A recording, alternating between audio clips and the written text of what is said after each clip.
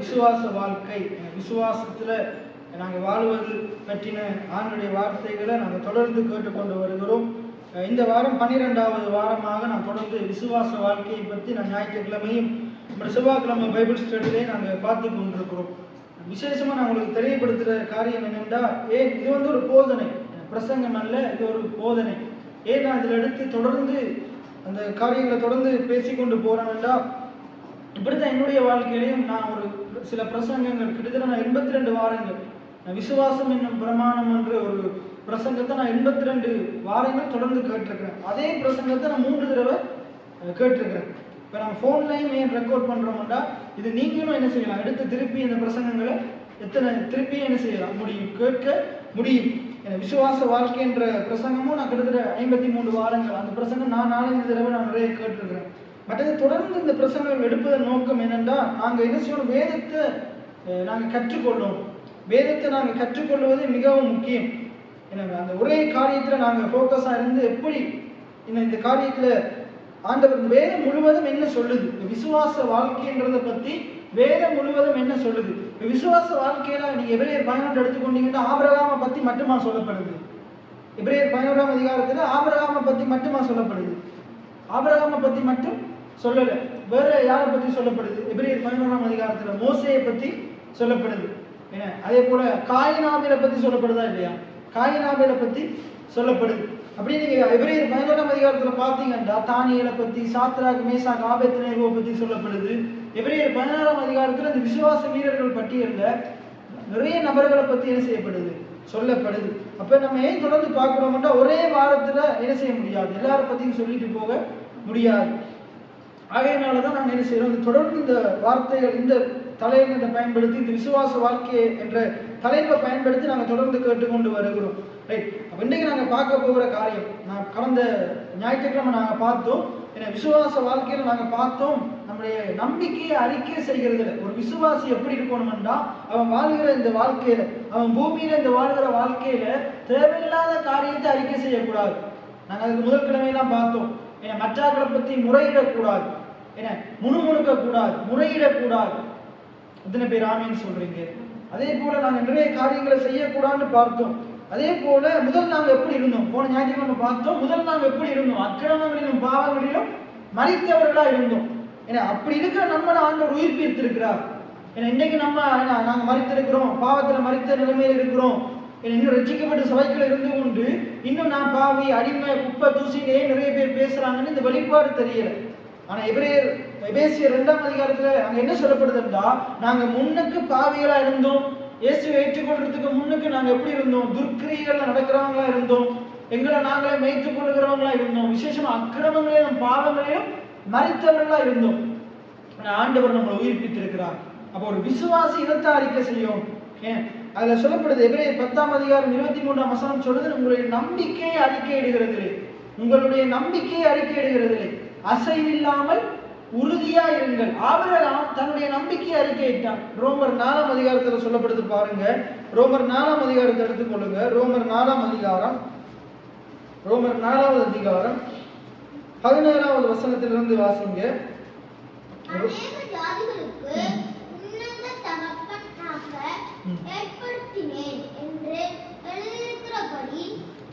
நான் வாசிக்கிறேன் பாருங்க. நீங்க ரோமர் 4ஆம் அதிகாரம் 16வது வசனம், ரோமர் 4வது அதிகாரம் 16வது வசனத்திலிருந்து பாருங்க. அதுக்கு 14 இருந்து நாங்க பார்க்க போறோம். ரோமர் 4:17, ரோமர் 4:6, ரோமர் 4:14.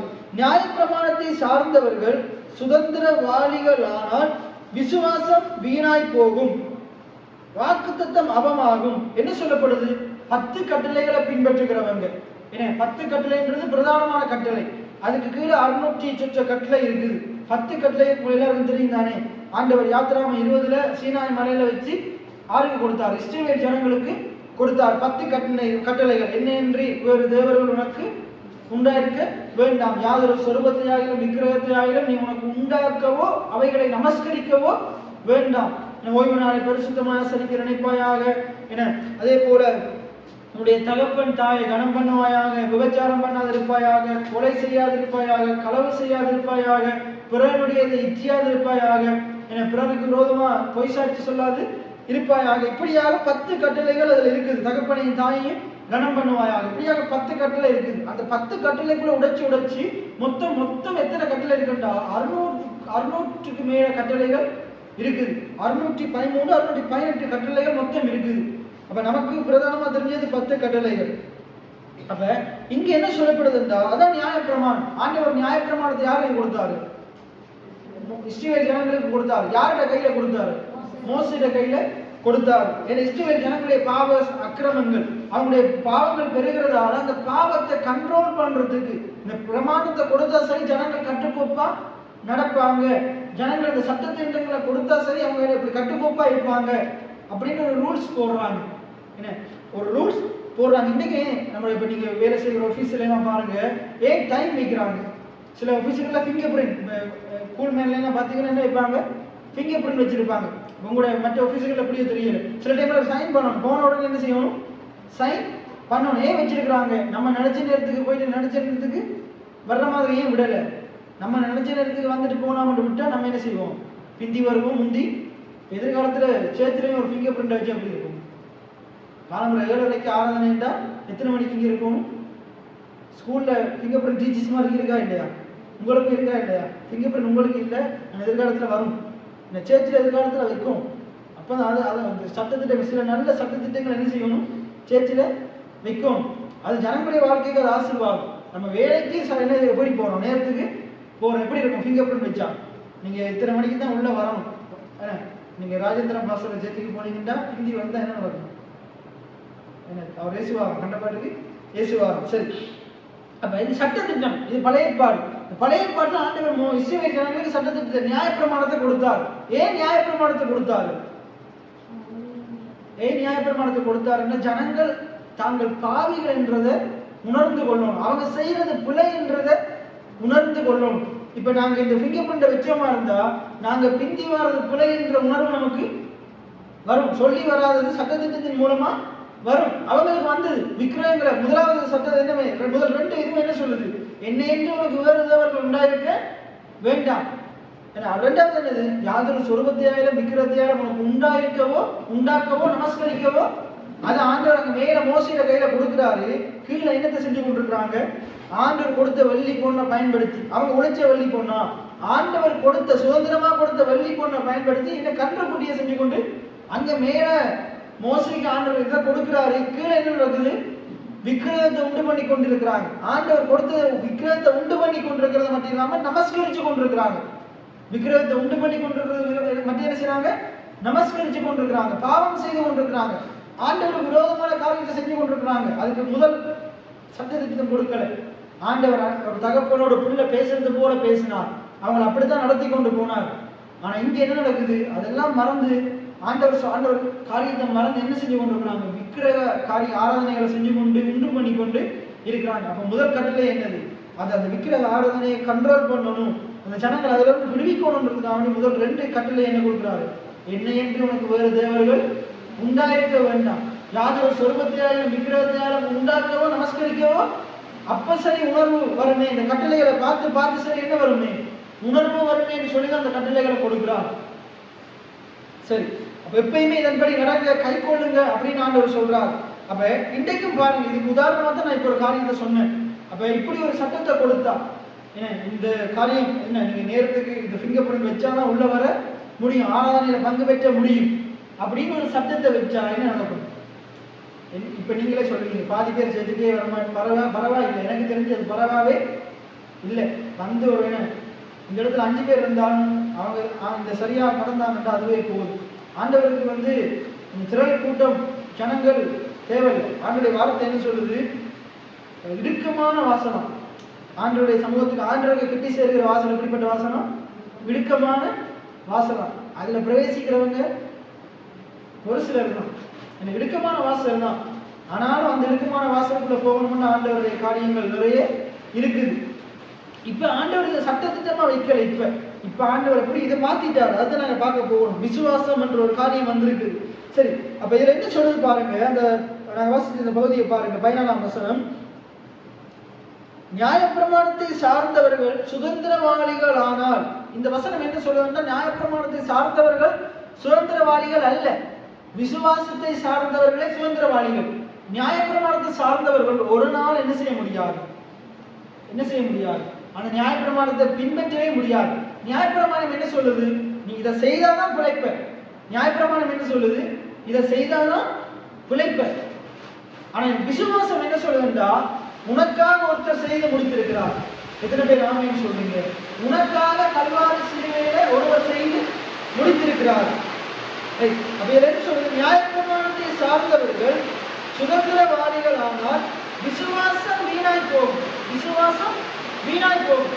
ஆனா விசுவாசத்தை சார்ந்தவர்கள் இன்னைக்கு நாம சுதந்திரவாதிகளா இருக்கிறதால அது வீணா என்ன செய்ய போறது இல்லை, போக போறது இல்லை. அதுக்கடுத்து பாருங்க, வாக்குத்தத்தம் அவமாகும். நியாயப்பிரமாணம் சார்ந்தவர்கள் சுதந்திரவாதிகள் ஆனால் வாக்குத்தத்தம் என்ற ஒரு காரியம் தேவையே இல்லை. வாக்குத்தத்தம் என்ற ஒரு காரியம் நமக்கு தேவையே இல்லை. இன்னைக்கு நம்முடைய வாழ்க்கையில, உங்களுடைய வாழ்க்கையில வாக்குத்தத்தம் நிறைவேறணும். வாக்குத்தத்தம் நிறைவேறணும். எபிரேயர் 6ஆம் அதிகாரம் 5ஆம் வசனம் சொல்லுது. எபிரேயர் 6:12 சொல்லுது, நாங்கள் விசுவாசத்தோடு பொறுமையாக காத்திருக்கோம். கொஞ்ச நாள் முதலாவது நாங்கள் விசுவாசத்தோடு, இரண்டாவது பொறுமையாக காத்திருக்கோம். ஆனால் இது என்ன சொல்றதுன்னா, நாங்கள் கிரியை செய்வோம். நியாயப்பிரமாணத்தை சொல்லுது, உங்களுக்கு நல்லது நடக்கணும் என்றால் கிரியை செய்வோம். ஆண்டவருடைய விபத்தை கேட்கணும் என்றால் கிரியை செய்வோம். முயற்சி செய்வோம். உங்களுடைய பிரயாசம் இருக்கும். உங்களுடைய காரியத்தை பார்த்து ஒரு வேலை காரியத்தை செய்வார். ஆனால் விசுவாசம் என்ன சொல்றா, உன்னால முடியாது. விசுவாசம் என்ன சொல்றா, உன்னால நியாயப்பிரமாணத்தை கடைபிடிக்க முடியாது. நியாயப்பிரமாணம் எதிர்பார்க்கிற நீதியை உன்னால நிறைவேற்ற முடியாது. அப்ப நீ என்ன செய்யணும்? உனக்காக ஒருத்தர் என்ன செய்திருக்காரு, வானத்தை விட்டு இறங்கி வந்து உனக்காக, உன்னுடைய பாவங்களுக்காக, உன்னுடைய காரியங்களுக்காக அவர் அப்பையை ஒப்பு கொடுத்திருக்கிறார். உனக்கு பதிலாக சகல நீதியையும் அவர் நிறைவேற்றி இருக்கிறார். அதாவது உன்னுடைய நியாயப்பிரமாணத்தை மீறி நடந்ததால உனக்காக அவர் பலியா இருக்கிறார். எத்தனை பேர் ஆமென் சொல்றீங்க? உனக்கு தேவையான நீதியை அவர் கொடுத்திருக்கிறார். அதைத்தான் இந்த வசனம் சொல்லுது. அப்ப இன்னைக்கு நம்ம நியாயப்பிரமாணத்தினால வாழல, நாங்க விசுவாசத்துல வாழணும். அதான் பைபிள் சொல்லல, நியாயப்பிரமாணத்தினால நீதிமான் பிழைப்பான் பைபிள் சொல்லல, விசுவாசத்தினாலே நீதிமான் பிழைப்பான். ஏன்னா நியாயப்பிரமாணம் நல்லது. ஆனா எந்த ஒரு மனுஷனாலையும் நியாயப்பிரமாணத்தை செய்ய முடியாது. என்ன செய்ய முடியும்? நியாயப்பிரமாணத்தை செய்ய முடியாது, கடைபிடிக்க முடியாது. நியாயப்பிரமாணம் சொல்லுகிறபடி வாழ முடியாது, கடைபிடிக்க முடியாது. சரி, அடுத்த வசனத்தை பார்ப்போம். மேலும் நியாயப்பிரமாணம் கோபாக்கிலே உண்டாக்குறது. நியாயப்பிரமாணம் என்ன கொண்டு வரணும்? கோபாக்கிலே உண்டாக்குதான். நியாயப்பிரமாணம் என்ன உண்டாக்குது? கோபாக்கிலே உண்டாக்குது. இஸ்ரவேல் ஜனங்கள் அந்த நியாயப்பிரமாணம் கொடுக்கப்பட்டுச்சு. இவங்க வந்த உடனே ஆண்டவர் என்ன செய்யறாரு? அவ்வளோ பேரை அழிக்கிறார். நீங்க போய் யாத்திராவது வாசிப்பாங்க, விக்கிரகாரங்கள் செய்த எல்லாரும் என்ன செய்யப்பட்டாங்க? அழிச்சு போனாங்க. இன்னைக்கு நம்ம செய்யற கிரியைகளை பார்த்தா நம்ம தான் அழித்து போயிருக்கோமா இல்லையா? நம்ம செய்யற பாவங்கள், இந்த வார்த்தைக்கு விரோதமான காரியங்களை பார்த்தா நாமளும் நம்மளோட பிள்ளைகளும் சந்ததியும் அழித்து போயிருக்கோம். இந்த இடத்துல நானும் நிற்கிறதுக்கு தகுதி இல்லை, நீங்களும் நிற்கிறதுக்கு தகுதி இல்லை. ஆண்டவர் நம்முடைய தகுதியின்படி பார்த்தா, நம்முடைய நடையின்படி பார்த்தா நம்மளை என்ன செஞ்சிருக்கோம்? ஏற்றுக்கொண்டிருக்கவே கூடாது. நம்மளை தள்ளி வச்சிருக்கோம். இந்த ஆண்டுடைய சமூகத்துக்கு வரதுக்கு பார்த்துவே மக்கள் அல்ல. ஆனா இயேசு கல்வாரி சிலுவையிலே நமக்காக எல்லாத்தையும் செய்து முடித்ததால, பிதாவோட முகம் அவருக்கு விளக்கப்பட்டதால, அந்த திறச்சிலை கிழிந்ததால அவர் இயேசுவை கைவிட்டார், நம்மளை ஏற்றுக்கொண்டார். எத்தனை பேர் ஆமென் சொல்லுங்க? இதை விசுவாசிப்போம். நிறைய தடவை சொல்லியிருக்கிறோம். அவருடைய கிருபாசனத்தவையில வருகிற சிலாக்கியத்தை பெற்றிருக்கிறோம். அந்த சிலாக்கியம் தான் இங்க வர தைரியத்தை நமக்கு கொடுத்திருக்கு. சரி, இந்த 15ஆம் வசனத்தை பாருங்க. மேலும் நியாயப்பிரமாணம் கோபாக்கிலே உண்டாக்குவது, நியாயப்பிரமாணம் இல்லாவிட்டால் உயிர்களும் இல்லை. அடுத்த வசனத்தை பாருங்க. ஆதலால் சுதந்திரமானது கிருபையினால் உண்டாக்கியதாக இருக்கும்படி அது விசுவாசத்தினாலே வருகிறது. அப்ப சுதந்திரம் எப்படி வரலாம்?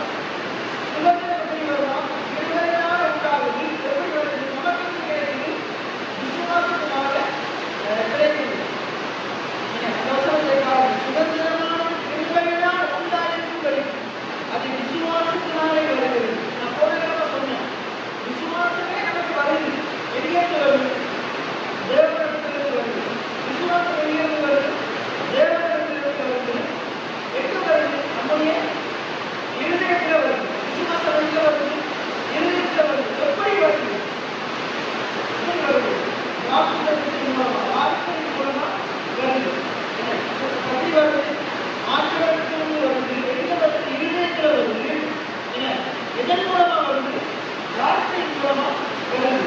அப்ப விசுவாசம் என்ன செய்து வருது. இப்ப விசுவாசம் வருதுன்னா விசுவாசம் சும்மா வரல. அந்த விசுவாசம் என்னத்தை கொண்டு வருது? அந்த விசுவாசம் என்னத்தை கொண்டு வருது? நமக்கு தேவையான எல்லா சுதந்திரத்தையும் கொண்டு வருது.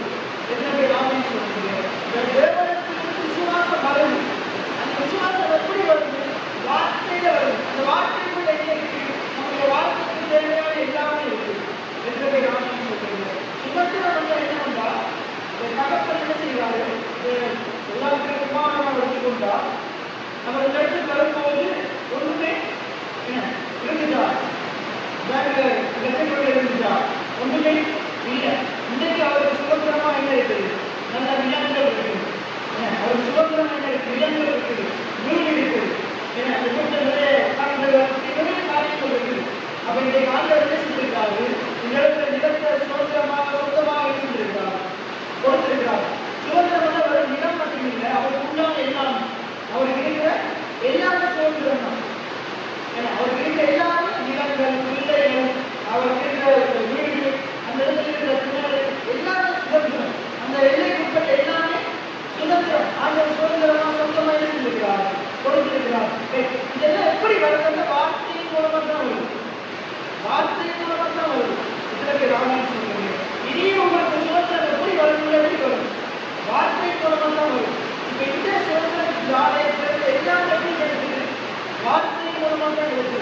பாஸ்டர் விசுவாசத்தினால கிடைக்குது. அந்த ஆண்டவர் பாஸ்டர் என்ன சொல்லுவார்? அவன் அந்த இடத்துல போது ஒரு தூண் பார்க்கலாம் சொல்லுவான். அதை வச்சுக்கிறதுனாலே அவர் தீவு கஷ்டமா சொல்லப்பட்டு எங்க போக ஒரு தீவு பகுதிக்கு போக அது எப்படி வார்த்தை அவர் அதை என்ன செஞ்சாரு? விசுவாசித்தார். என்ன செஞ்சாரு? விசுவாசித்து வார்த்தையை ஏற்றுக்கொண்டாரு. நீங்க அதுபடி காரணம் நடக்குது. இதற்கு ஆமென் சொல்லுங்க. சரி, அப்ப எங்க பார்க்க என்ன சொல்லணும்னா சுதந்திரமானது கிருபையினால் உண்டாகிறது. எப்படி உண்டாகும்? எப்படி உண்டாகும்? கிருபையினால் உண்டாகும். எப்படி உண்டாகும்? உங்களுக்கு என்ன தேவையோ அதை தேவனுடைய கிருபை உண்டாக்கும். எத்தனை பேர் ஆமென் சொல்லுங்க? எனக்கு தேவையான வாழ்க்கையின் துணையை எது உண்டாக்கும்? நான் உண்டாக்கக்கூடாது, நான் தேவை செய்யக்கூடாது, நான் உண்டாக்கணும். அவருடைய கிருபை உண்டாக்கி வச்சிருக்கு. எத்தனை பேர் ஆமென் சொல்லுங்க? என்னுடைய எதிர்கால சந்ததியை யார் உண்டு பண்ணணும்? அவர் உண்டு பண்ணி வச்சிருக்கிறார். எத்தனை பேர் ஆமென் சொல்லுங்க? அவருடைய கிருபை உண்டு பண்ணி வச்சிருக்கு. எனக்கு தேவையான நிலங்கள், எனக்கு தேவையான வாகனங்கள் எல்லாம் யார் உண்டு பண்ணி வச்சிருக்கிறது? அவர் அவருடைய கிருபை உண்டு பண்ணி வச்சிருக்கு. மரியாதை வயிற்றுல பிறக்க வேண்டிய தேவகுமாரனை என்ன உண்டாக்கிச்சு? கிருபை உண்டாக்கிச்சு. அதனால அந்த கடைசிய சூழல் மூலமா நம்ம வந்து என்ன சொல்லப்படுது? கிருபை பெற்றவரே வாழ்க. அந்த கிருபை அந்த கன்னி மரியாதைக்குள்ள இயேசு கிறிஸ்துவை கொடுத்தது, சுதந்திரமா கொடுத்தது, மகனா கொடுத்தது, சுதந்திரமா கொடுத்தது. அதே போல தேவனுடைய கிருபை உங்களுக்கு எல்லாவற்றையும் கொடுக்கிறதா இருக்கும். நீங்க கிருபை விசுவாசிக்கும் போது நீங்க பெற்றுக் கொள்வீங்க. தேவனுடைய கிருபை கொடுக்குது, உங்களுடைய விசுவாசம் பெற்றுக் கொள்ளுது. என்ன சொல்லுங்க? தேவனுடைய கிருபை கொடுக்கிறது, எனக்குள்ள உண்டான விசுவாசம் அதை பெற்றுக் கொள்ளுது. எத்தனை பேர் ஆமென் சொல்லுங்க? இந்த தேவ கிருபை கொடுக்கிறத நாங்கள் பெற்றுக்கொள்ளாது சுதந்திரித்துக் கொள்ள முடியாது. தேவ கிருபை எனக்கு கொடுக்கிறத நான் விசுவாசத்தினால என்ன செய்யக்கூடாது? முடியாது, பெற்றுக்கொள்ள முடியாது. சரி, பாருங்க, சுதந்திரமான கிருபையினால் உண்டானதா இருக்கும்படிக்கு அது விசுவாசத்தினாலே வருகிறது. எப்படி வரலாம்? விசுவாசத்தினால என்ன வரலாம்? இதெல்லாம் நான் விசுவாசிப்போம், விசுவாசிப்போம். அதற்கு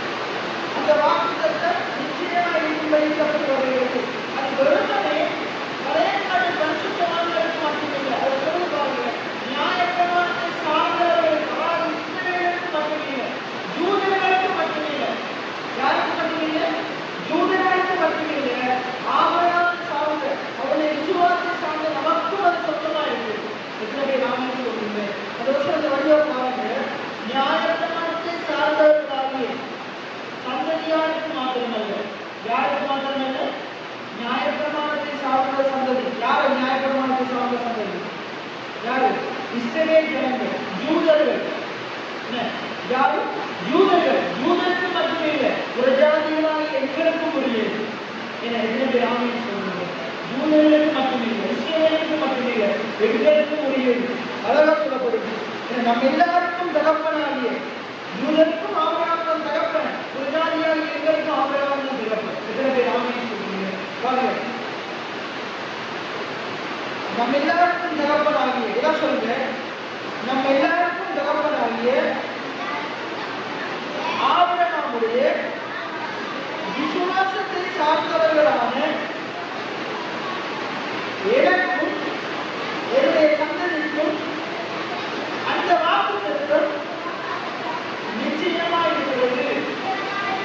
விசுவாசத்தில் எனக்கு அந்த சுதந்திரம் வருகிறது. எத்தனை பேர் ஆமென் சொல்லுங்க? கர்த்தர் ஆபிரகாமுக்கு இடத்தையெல்லாம் வாக்குத்தத்தம் பண்ணினார், இடத்தையெல்லாம் அவனுக்கு சுதந்திரமாக கொடுத்தார். இடத்தையெல்லாம் சுதந்திரமாக கொடுத்தார் சொன்னார். இந்த பூமியில் இருக்கிற வாக்குத்தத்தம் எல்லாம் உனக்குள் ஆசீர்வதிக்கப்பட்டிருக்கு. நீ என்ன செய்? ஏழெடுத்து கால், நீ என்ன எல்லா பக்கமும் வர, நீ காலத்துக்கு தேசம் எல்லாம் உனக்கு சொந்தமாகும், உனக்கு நான் சொந்தமாக கொடுப்பேன், உனக்கு நான் சொந்தமா கொடுப்பேன் என்று சொன்னார். அப்ப அது எனக்கும் சொந்தமானது. எத்தனை ஆமென் சொல்றீங்க? அது எனக்கும் சொந்தமானது. அடுத்து பாருங்க, அநேக ஜாதிகளுக்கு உன்னை தகப்பனாக ஏற்படுத்தினேன் என்று எழுதியிருக்கிறபடி அவன் தான் விசுவாசித்தவரும் மரித்தோரிலிருந்து உயிர்ப்பித்து இல்லாதவர்கள் இருக்கிறதைப் போல் அழைக்கிறவர்களாய் இருக்கிற தேவனுக்கு முன்பாக நம்ம எல்லாருக்கும் தகப்பனானார். அவர் எப்படி சொல்லி பாருங்க, அநேக ஜாதிகளுக்கு ஆண்டவர் ஆபிரகாமுக்கு என்ன வாக்குத்தத்தம் பண்ணினாரு? என்ன வாக்குத்தத்தம் பண்ணினாரு? அநேக ஜாதிகளுக்கு, திரளான ஜாதிகளுக்கு எப்படி ஆண்டவர் தகப்பனானார்? அநேக ஜாதிகளுக்கு தகப்பனானார். ஆண்டவர் இந்த வார்த்தையை கொடுக்கும்போது ஆபிரகாமுக்கு எத்தனை பிள்ளை இருந்துச்சு? ஒன்றுமே இல்லை. ஆண்டவர் அந்த வார்த்தையை கொடுக்கும்போது ஆபிரகாமுக்கு எத்தனை பிள்ளை இருந்துச்சு? ஒன்றுமே இல்லை. ஆண்டவர் நமக்கு வாக்குத்தத்தம் கொடுக்கும்போது சபை விட்டு ஒருமையா இருக்கு. ஆண்டவர் போவார். எத்தனை பேர் ஆமென் சொல்லுங்க? ஒன்றுமே இல்லை. ஆனால் ஆண்டவர் எப்படிப்பட்டவராம்? இல்லாதவர்களை இருக்கிற விதமா அழைக்கிறவர். ஆண்டவர் ஆபிரகாமுக்கு வார்த்தையை கொடுக்கும்போது ஆபிரகாமுக்கு ஒரு பிள்ளையும் இல்லை. ஆண்டவர் அவருடைய வார்த்தையை எடுத்து பேசினாரு. ஒன்றுமில்லாத ஆபிரகாமை பார்த்து அவர் எடுத்து பேசினாரு. அவருடைய வார்த்தையை பிள்ளையே இல்லை. ஆனால் அவர் இல்லாதவர்களை அவருடைய வார்த்தையை ஆண்டவர் இருக்கும்படி அழைத்தார். எத்தனை பேர் ஆமென் சொல்லுங்க? ஆனால் அவரை என்ன செய்யணும்? அவர் அழைத்தாலும் அவர் அழைக்கிறாடி வராது.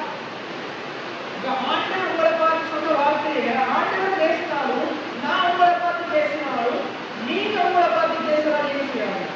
வராது. நீங்க உங்களை பார்த்து பேசினாடி வராது. நீங்க விசுவாசித்து நீங்க அறிக்கை செய்யாட்டி வராது. நீங்க விசுவாசத்தோட நீங்க அறிக்கை செய்யணும். ஆண்டவர் ஆபிரகாமை பத்தி பேசினார். எப்ப பேசினார்? எத்தனை வயசுல பேசினாரு? 75 வயசுல பேசினார். ஆண்டவர் ஆபிரகாமை பார்த்து 75 வயசுல பேசினார். ஆபிரகாம் எத்தனை வயசுல பேசிட்டு வாங்கினா? 99 வயசுல தான் பேசிட்டு வாங்கினா. ஏன் ஆபிரகாமுக்கு 75 வயசுல 76வது வயசுல ஒரு உண்மையாவே ஒரு ஆணும் பெண்ணும் இணைந்து பிள்ளை எத்தனை மாசத்துல வரும்? 10 மாசத்துல வரும். சரி, ஒரு வருஷம் இல்லைங்க. ஆபிரகாம் அன்றைக்கு விசுவாசித்து அறிக்கை செஞ்சிருந்தா எப்ப வந்துருக்குங்க? 76 வயசுல இருக்கிற குறைவு இருக்கும். ஆனா கடவுள் பேசுறத அவன் வாய் வைக்கவே, அவன் எழுதியத்தில் வைக்கவே இல்லை. எப்ப வச்சான்னு கேட்டீங்கன்னா, ஆதியாகமம் 17ஆம் 18ஆம் அதிகாரத்துல தான் வச்சான். எத்தனை வயசுல? 99 வயசுல. ஏன்னா கடவுள் இல்லாதவர்களே இருக்கிற விதமா இருக்கிறது. நீங்க எப்ப அதை செய்ய ஆரம்பிக்கிறீங்களோ அப்பதான் அந்த வாக்குத்தத்தத்தின் சுதந்திரத்தை நீங்க சுதந்திரித்துக் கொள்வீங்க. எத்தனை பேர் ஆமென் சொல்லுங்க? சரி, அழகா சொல்லப்படுது பாருங்க. 17ஆம் வசனத்தை எல்லாம் சேர்ந்து ஒரு சத்தமா வாசிங்க.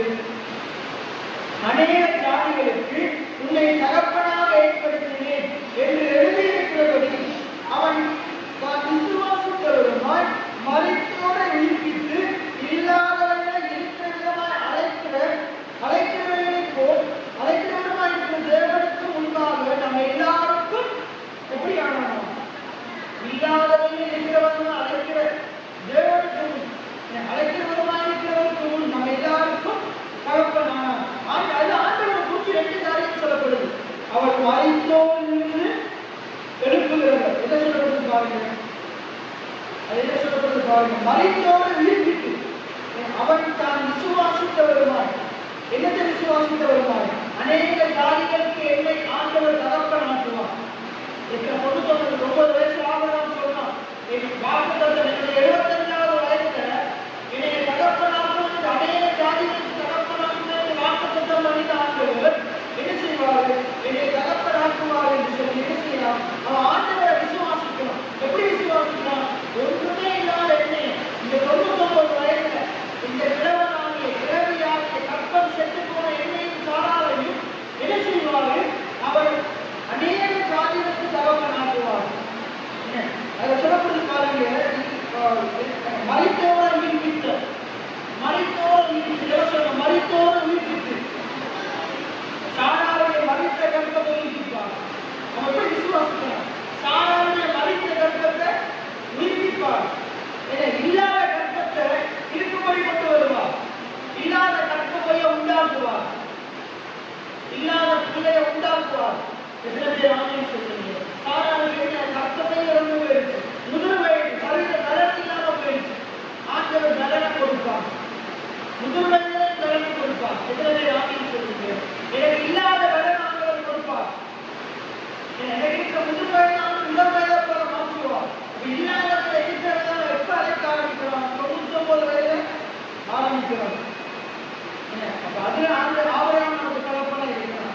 அப்ப ஆபிரகாமுடைய சந்ததியாகி நாங்க, ஆபிரகாமுடைய பிள்ளைகளாகி நாங்க என்ன செய்யும்? நாங்களும் நம்முடைய தகப்பனாகி ஆபிரகாமை போல என்ன செய்வோம்? இல்லாதவர்களை இருக்கிற விதமா என்ன செய்வோம்? அழைப்போம். இல்லாதவர்களை இருக்கிற விதமா அழைப்போம். ஆபிரகாம் தாங்கள் இருக்கிற, இப்ப திருப்பி கேட்கிறேன், ஆபிரகாமுக்கு 75 வயசு நான் என்ன வாக்குத்தத்தம் பண்ணினாரு? அநேக ஜாதிகளுக்கு நாமே தகப்பனாக்குவோம், நம்மை ஆசீர்வதிக்கவே ஆசீர்வதிப்போம், உன்னை பெருகவே பெருக பண்ணுவேன், இந்த பூமியில் இருக்கிற வம்சங்கள் எல்லாம் உனக்குள் ஆசீர்வதிக்கப்படும். எத்தனை பேர் ஆமென் சொல்றீங்க? உனக்குள் ஆசீர்வதிக்கப்படும் அப்படின்னு ஆண்டவர் ஆபிரகாமுக்கு வார்த்தையை கொடுத்தார். ஒன்றும் இல்லாத போது, கிழவனா இருக்கும் போது, கிழவியா இருக்கும் போது, முதிர் வயதா இருக்கும் போது, கற்பம் செத்து போயிருக்கிற போது, ஆரோக்கியம் குன்றி போயிருக்கும் போது கர்த்தர் வந்து பேசுறாரு. என்னத்தை பேசுறாரு? ஆபிரகாமே நீ முதிர் வயது கிழவன் பேசுற. கர்த்தர் ஆபிரகாமை பார்த்து பேசுறாரு, கிழவன் பேசுற. ஆபிரகாமுடைய சூழ்நிலையை பேசுற, ஆபிரகாமுடைய பிரச்சனையை பேசுற, ஆபிரகாமுக்கு எது இல்லையோ அதை பேசுற, ஆபிரகாமுக்கு எது வேண்டுமோ எது உண்டாகணுமோ அதை பேசுறாரு. எத்தனை பேர் ஆமென் சொல்றீங்க? இன்னைக்கு ஒரு விசுவாசி, ஒரு போதகர் என்ன செய்யணும்? ஒரு விசுவாசி என்ன செய்யணும்? அவர் டாக்டரை பார்த்து பேசும்போது அவன் இருக்கிற குறைகளை பேசக்கூடாது, அவன் இருக்கிற காரியங்களை, பலவீனமான காரியத்தை பேசக்கூடாது, அவனுக்கு இருக்கிற நோயை பேசக்கூடாது. என்னத்தை பேசணும்? ஆண்டவரை சுகப்படுத்துவார்னு பேசணும், வாக்குத்தத்தத்தை பேசணும், இல்லாதவர்களை இருக்கிற விதமா அழைக்கணும். உங்களுக்கு இருக்கிற பிரச்சனையை பேசுறதுக்கு ஆண்டவர் என்னை அழைக்கல. உங்களுக்கு என்ன வேண்டுமோ, என்ன உண்டாகணுமோ, உங்களுடைய வாழ்க்கையில என்ன மாறணுமோ அதை பேசுறதுக்கு ஆண்டவர் அழைத்திருக்கிறார். எத்தனை பேர் ஆமென் சொல்றீங்க? ஆண்டவர் அப்படிப்பட்டவர் தான். அவர் இல்லாதவர்கள் இருக்கிற விதமா அழைக்கிறவர். அவர் என்ன மரித்து போனதை உயிர்ப்பிக்கிறவர். உங்களுடைய சரீரத்தில் சில உறுப்புகள் மரித்து போயிருந்தா நான் வந்து எப்படி என்ன செய்யணும்? மரித்து போன காரியத்தை உயிர்ப்பிக்கும்படி ஜெபம் பண்ணணும். ஆண்டவர் எசேக்கியா 30 என்ன சொல்றாரு? அந்த மரபுத்திர நோக்கி என்ன சொல்றாரு? போயிட்டு அந்த பள்ளத்தாக்குல இறங்கி என்ன சொல்லு, எல்லா எலும்புகளும் மறைச்சு கிடக்குன்னு சொல்லு, அப்படியே சொல்றாரு. உலர்ந்த எலும்புகளே உயிரடையுங்கள். அப்ப என்ன ஊழியக்காரன் அனுப்பி என்ன சொல்ல சொல்லுவாரு? போயிட்டு வியாதியா இருக்கிறவங்க பார்த்து நீ வியாதியா இருக்கிறாயான்னு சொல்லு, அப்படியே சொல்லுவாரு. உன் படுக்கையை எடுத்துக்கொண்டு ஏசு என்ன சொன்னாரு? 38 வருஷம் படுத்தா கிடக்கல, அப்படியே சொல்றாரு. 38 வருஷம் நான் படுத்து கிடக்கிறேன்னு ஆண்டுடைய நாமம் உயர்த்தப்படுவதாக, ஆண்டவருடைய மகிமை, அப்படியே சொல்றாரு. நம்மளாக்கு சோத்திரம் சோத்திரமோ அதுக்கு 3 பேருக்கு சொல்லுவாங்க. இல்லை அதுக்கு சோத்திரம் இல்லை, எதுக்கு சோத்திரம்? உன்னுடைய படுக்கையை எடுத்துக்கொண்டு நட சோத்திரம், அப்பதான் சொல்லணும். எத்தனை பேர் ஆமென் சொல்றீங்க? அது மிகவும் முக்கியம். இன்னொன்று நம்ம சில உங்களுக்கு இன்னொரு ரகசியத்தை கேட்டுட்டாங்க.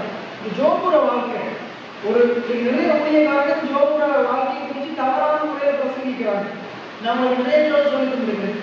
ஜோபுர வாழ்க்கை ஒரு ஊழியக்காரர் சரியா வேதத்தை போதிக்கிறவர்கள் எப்படி அறிந்து கொள்ளலாம்? அவர் ஜோபுர வாழ்க்கையை பிரசங்கிக்கிறது மூலமா என்ன செய்ய முடியும்? அறிந்து கொள்ள முடியும். எங்க ஜோபுர வாழ்க்கையில வெளிப்பாடு நம்முடைய தேசத்துல முக்காவாசி பேருக்கு இல்லை. வார்த்தையை பிள்ளையா உபதேசிக்கிறாங்க, வேதத்தை பிள்ளையா கற்றுத்தருறாங்க. ஏன்னா நம்ம எல்லாருக்கும் நம்ம ஒரு நிறைய சொல்லிட்டு இருக்கிறேன். 40வது அதிகாரத்தில் வாசி பார்த்தீங்கன்னா அவன் என்ன சொல்றான், எனக்கு தெரியாததையும் என்னுடைய புத்தி கெட்டாததையும் அலப்பினேன். எனக்கு தெரியாததையும் புத்தி கெட்டாததையும் யோபு எனக்கு அலப்பினான். கர்த்தர் கொடுத்தார், கர்த்தர் கொடுக்கிறவர். கர்த்தர் நான் ஜீவனை எடுக்க வந்தேன், ஜீவனை கொடுக்க வந்தார். நமக்காக ஜீவனை கொடுக்க வந்தார். நமக்கு இருக்கிற பணத்தையும் செல்வத்தையும் ஆசீர்வாதத்தையும் எடுக்கிறதுக்கு வரவில்லை. ஒன்றுமே இல்லாத இஷ்டங்களுக்கு கொடுத்தார். நமக்கு இருக்கிற பிள்ளைகளை எடுக்கிறதுக்கு வரல. நமக்கே கற்பப்பை கற்பத்தின் கனியை கொடுக்கிறவராக இருக்கிறார். ஆண்டவர் ஒன்றே எடுக்கிறவர் இல்லை. ஆண்டவர் ஒன்றே எடுக்கிறவர் இல்லை. இன்னும் சொல்ல போனால் அதெல்லாம் அழிஞ்சு போகக்கூடாது. யோபு வேலை எடுத்து பாதுகாப்பார். வேலை எடுத்து பாதுகாப்பார். எதுக்கு? அந்த பிள்ளை யோபு வாழ்க்கையே உபத்திரம் வந்தது. ஏன் கடவுள் அங்கே சாத்தான் வந்தான் என்றால் அப்பயும் சாத்தானால வர முடியல. சாத்தானால வர முடியல. ஆனா எப்ப வந்தான் தெரியுமா? யோபுக்கு பயம். என்ன பயம்? இந்த பாவம் செஞ்சிருமோ, புள்ள பாவம் செஞ்சிருமோ. அதுதான் யோபுவே அவங்க புத்தகத்துல சொல்றான், நான் பயந்த காரியம் எனக்கு நேர்ந்தது. பாருங்க, பிசாசு ஆண்டவர் இயேசு கிறிஸ்து ஒரு வார்த்தையை சொல்றார், பிசாசானவன் என்னிடமா இருக்கிறான், அவனுக்கு என்னிடத்து ஒன்றுமில்லை. அப்ப அவன் ஒன்றுமே செய்ய நம்மளுக்கு ஏதாச்சும் விருப்பமா இருந்தா அதை வச்சு கொண்டு பிசாசு விளையாடுவோம். அப்ப பிசாசு யோபு இடத்துல போனா யோபு என்ன இருந்துச்சு? கடவுள் கொடுக்காத பயமுள்ள ஆவி இருந்துச்சு. என்ன இருந்துச்சு? கடவுள் கொடுக்காத ஆண்டவர் என்ன சொல்றாரு? நான் பயமுள்ள ஆவியை கொடாமல் பலமும் அன்பும் தெளிந்த புத்தி இருக்கும். கர்த்தர் என்னை சுத்தி வேலை இழைச்சி வச்சிருக்கிறார். எனக்கும் உண்டாகாது, என் பிள்ளைக்கும் உண்டாகாது, எங்களுக்கு இருக்கிற சுதந்திரத்துக்கும் உண்டு வாங்காது. தெளிந்த புத்தி இருந்திருந்தா அவன் போயிட்டு என்ன செஞ்சிருக்க மாட்டான். ஒரு வேலை என் பிள்ளைகள் பாவம் செஞ்சிருவாங்களோ அப்படி பயன் இருக்க மாட்டான். என் பிள்ளைகளை கர்த்தர் காப்பா, அவர்கள் கர்த்தரால் போதிக்கப்பட்டிருப்பார்கள்.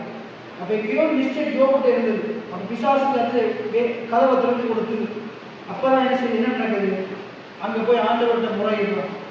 ஆண்டவர் சாட்சி கொடுத்தாரு, தாசனாகிய யோபு மேல் கவனம் வைத்தாயோ? அப்ப யோபு மேல் அவன் கவனம் வச்சுட்டான். யாரு? பிசாசு வச்சுட்டான். என்ன பிசாசு சரியா கவனம் பார்ப்பான், நம்மகிட்ட இருக்கிற சரியா பிடிப்பான்.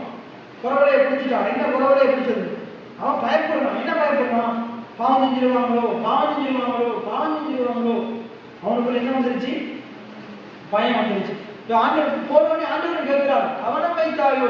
அவன் வச்சிருக்கிறான், கவனம் வச்சுட்டான். ஏன்னா நீங்க அப்பதான் சொல்றான், அவன் பயந்து கொண்டு இருக்கிறான். என்ன பையன் பிள்ளை பாவம் செஞ்சிருமா? அவனுக்கு பயம் என்ன? ஐஸ்வர்யம் போயிருமோ, அது போயிடும், இது போயிடும். பயம் பிள்ளை பாவம் செஞ்சிருவானோ? நல்ல காரியம் தான். ஆனா அந்த பயம் இருக்க நிறைய நம்முடைய வாழ்க்கையிலையும் அந்த பயத்தினாலேயே வாழ்க்கை அழிஞ்சு போகும். அந்த பயத்தினாலே இன்னைக்கு நீங்க உங்களோட பிள்ளைகளை குறித்து பயந்து கொண்டிருக்காங்க. பயந்து கொண்டிருப்பீங்களா இருந்து நீங்க விசுவாசத்துக்கு கதவை திறந்து கொடுக்குறீங்க. அப்படி ஒரு வேலை பயம் இருக்குமா இருந்தால் கடவுள்கிட்ட ஒப்பு கொடுங்க. ஆண்டவரே நான் பயந்து கொண்டிருந்தேன், நீ மன்னிங்க. நம்ம விசுவாசிக்கிறேன், நான் உங்களை நம்புறேன். என்னுடைய பிள்ளையை நீங்க பார்த்துக் கொள்வீங்க. நீங்க ஏற்ற வேலையில் அவனை பொறுத்து நடத்துவீங்க. பயந்து கொண்டிருந்தீங்கன்னா நீங்க விசுவாசத்துக்கு கதவை திறந்து கொடுக்குறீங்க. உலகதான் அந்த வேலையை நீங்க தான் கொடுத்தீங்க, நீங்களே எடுத்துக்கொள்ளுங்க அப்படின்னு சொல்லவும் கூடாது. நீங்க பார்த்துக் கொள்ளுங்க. ஆபிரகாம் சொல்லியிருக்கிறான், ஆண்டவரே கர்த்தர் மோடியமலையில் வழியில சொல்லி ஈசாக்கு கேட்கிறான். என்ன ஈசாக்கு பிள்ளை கேட்கிறான், ஆண்டவரே தகப்ப அப்பாவே கட்டளையிட்ட ஆடு எங்க? நீதான் அவனை கர்த்தரனை கொடுத்தாரு, கர்த்தரனை எடுத்துக்கொள்வார் அப்படி சொல்லல. என்ன சொன்னாரு? கர்த்தர் பார்த்துக் கொள்வார். உங்களுடைய தகப்பனாகி ஆபிரகாமை பாருங்கன்னு சொல்லுது, யோபுவை பாருன்னு சொல்லல. ஆபிரகாம் என்ன சொல்றாரு? கர்த்தர் கொடுத்தாலும் கர்த்தர் எடுத்துக்கொள்வார். ஆமே நல்லவியா சொல்லல. அவன் எப்படி சொல்றான்? கர்த்தர் பார்த்துக் கொள்வார், கர்த்தர் பார்த்துக் கொள்வார். எத்தனை பேர் ஆமைன்னு சொல்றீங்க? இவரே பேனோட சொல்ல அவன் எப்படி விசுவாசிச்சாங்க? அவன் ஒன்றே கூட நான் உயிரோட விட்டு தருவார். எத்தனை பேர் ஆமைன்னு சொல்றீங்க? ஏன்னா வாக்கு திட்டம் நிறைவேறும். எத்தனை பேர் ஆமைன்னு சொல்றீங்க? அந்த ஜோபு இதை வச்சுக்கொண்டு என்ன செய்யலாம்? கண்டுபிடிக்கலாம். சில ஊழியக்காரங்க சரியான முறையில் பிரசங்கிக்கிறாங்கனால கண்டுபிடிக்கலாம். இந்த வெளிப்பாடு நிறைய ஊழியக்காரங்க இப்படி பேசவே மாட்டாங்க. இந்த வெளிப்பாடே இல்லை. நீங்களும் வேதத்தை நுணுக்கமாக படிச்சீங்கன்னா சார் இதை பிடிச்சு கொள்ளுங்க. ஜோப் முழுக்க நீங்க வாசிச்சு பாருங்க. 40ஆம் அதிகாரத்தில் தான் சொல்லுது. அவனை கர்த்தர் கொடுத்தார், கர்த்தர் எடுத்தார், அது மிகவும் தவறு. கர்த்தர் கொடுத்தார், பிசாசு தான் எடுத்தான். நம்ம ஏற்கனவே காட்டியிருக்கோம். அந்த வியாதியை அவனுக்கு கட்டளை கொண்டு வந்தாரு பிசாசு. அவன் இருக்கிற எல்லாத்தையும் அடிச்சது யாரு? பிசாசு. அவன் மறுபடி கொடுத்தது யார்? எல்லாத்தையும் கர்த்தர் தான் கொடுத்தார். கர்த்தர் கொடுக்கிறவரா இருக்கிறார். எத்தனை பேர் ஆமென் சொல்லுங்க. இன்னைக்கு நம்ம பார்த்தோம், அவர் உங்களுக்கு சொந்தமா, உங்களுக்கு சுதந்திரமா கொடுப்பா. சொந்தமா சுதந்திரமா கொடுப்பா. ஆபிரகாமுக்கு ஒன்றுமே இல்லை, எல்லாத்தையும் கொடுத்தது யாரு? கர்த்தர் தான் கொடுத்தார். ஒன்றுமில்லாத அழைச்ச எல்லாத்தையும் ஆண்டவர் கொடுத்தார். எத்தனை பேர் ஆமென் சொல்றீங்க? அங்க பாருங்க, அடுத்த வசனத்தை வாசிங்க. ரோமர் 4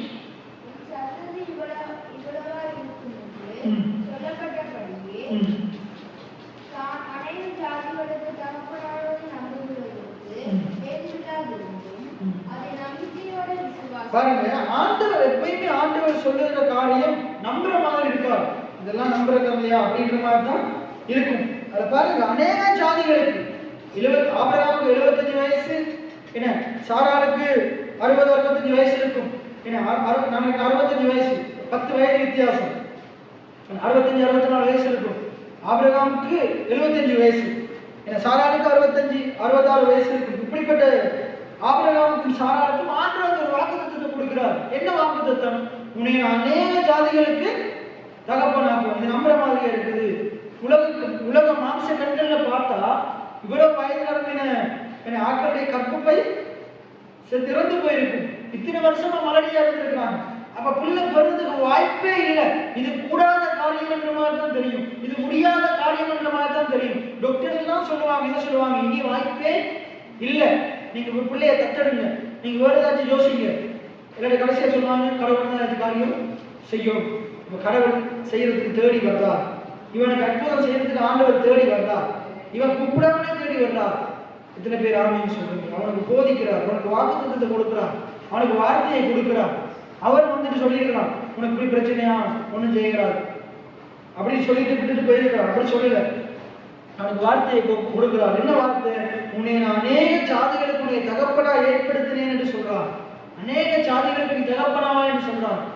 என்ன வானத்து நட்சத்திரத்தை போல, கற்கரை மணலை போல உனக்கு சந்ததி இருக்கும், உனக்கு அநேக தேசத்துல உனக்கு பிள்ளைகள் இருப்பாங்கன்னு சொல்றாரு. அது அன்னைக்கு நம்புறதுக்கு ஏதுமில்லாத காரியமா இருந்துச்சு. அவன் ஆரம்பத்துல நம்பலதான்.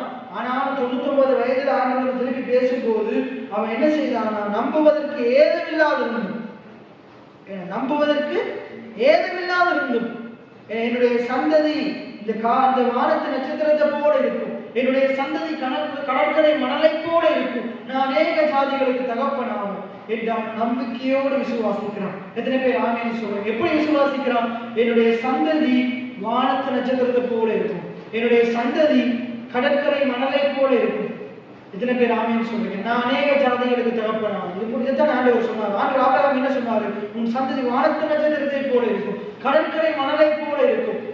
அது மட்டும் இல்லாம நான் அநேக ஜாதிகளுக்கு தகப்பனாகும். இதை எப்ப ஆபிரகாம் விசுவாசிச்சு, அதை சொல்லுது, நம்புவதற்கு ஏதுமில்லாத இருந்தும் நம்பிக்கையோடு விசுவாசித்தான். இப்ப நான் கேட்கிறேன், எங்க விசுவாசித்தான்? எங்க விசுவாசித்தான்? எங்க விசுவாசித்தான்?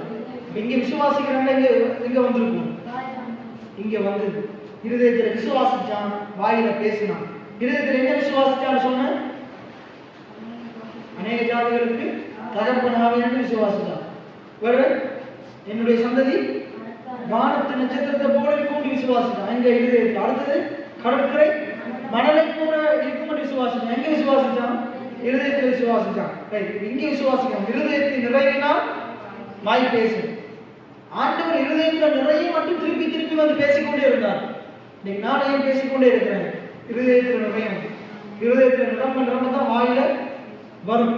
இருதயத்துல நிரம்புது. என்ன நிரம்புது? ஆபிரகாமுக்கு நான் அநேக ஜாதிகளுக்கு தகப்பனாகும், நான் அநேக ஜாதிகளுக்கு தகப்பனாகும், நான் அநேக ஜாதிகளுக்கு தகப்பனாகும். அவன் நகைச்சாலும் சிரிச்சாலும் உருண்டாலும் புரண்டாலும் ஆண்டவர் விடவே இல்லை. அவன் நம்பும் வரைக்கும் அவனுக்கு பேசிக்கொண்டே இருக்கிறான். அவன் வாயிலிருந்து வரும் வரைக்கும் ஆண்டவர் விடாம வந்து சொல்ல கொடுத்து பேசிக்கொண்டே இருக்கிறார். நீ அநேக ஜாதிகளுக்கு தகப்பன் ஆவாய், நீ அநேக ஜாதிகளுக்கு தகப்பன் ஆவாய், நீ அந்த கடற்கரை மணலை போல என வானத்து நட்சத்திரத்தை போல உனக்கு பிள்ளைகள் இருப்பான், உனக்கு சந்ததி இருக்கும்னு பேசிக்கொண்டே இருக்கிறாரு. கடைசியில் அவனுடைய இருவையை நிரம்புது. இப்ப வாய் பேசுது. என்ன பேசுது? நம்புறதுக்கு வாய்ப்பே இல்லாட்டியும் அவன் நம்பி பேச வலிக்கிறான்.